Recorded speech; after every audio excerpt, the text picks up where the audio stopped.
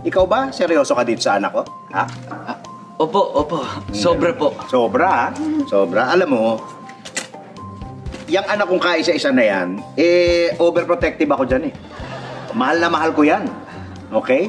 Pati pamilya ko, gusto kong proteksyonan. Kaya nga ako kumuha nito. Sir, ganda po ng baril ninyo ah. Ganda! Oo!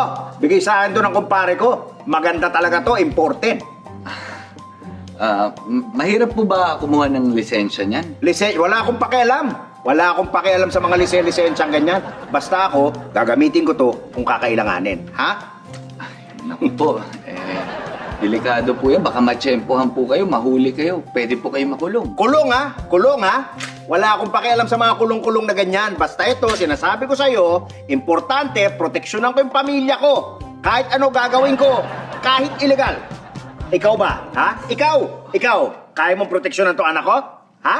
Sa tingin ko naman po, kaya ko. Tingin ha? Anak, baka kung kani-kanino ka sumasama ba? Oy, ano ba trabaho mo? Pulis po ko. Sa katunayan po niyan, ito mga huling araw, ang dami po namin nahuli mga illegal na baril. Lahat po, kinulong po namin. Nakalaboso lahat. Talaga? Oo. Naku. Buti na lang pulis yung nakuha mo, anak. Nakakatuwa naman. Mapoproteksyonan ka. Ay, ito nga pala. Manonood ka mo kayo ng sine? O, baka wala pa kayong pera. O, ito. Ay, naku po, baka sabihin po, suhol eh. Hindi suhol. Walang ganun suhol. Mahal ko yung anak ko. Gagawin ko para sa lahat. Sa kanya. Ito, dagdag. Bumili kayo ng lansones. Lansones? Oo, Lansones? masarap yun, anak.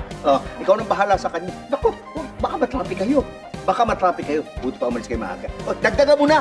Kunin mo na lahat. Sige. Ito na may... Gago!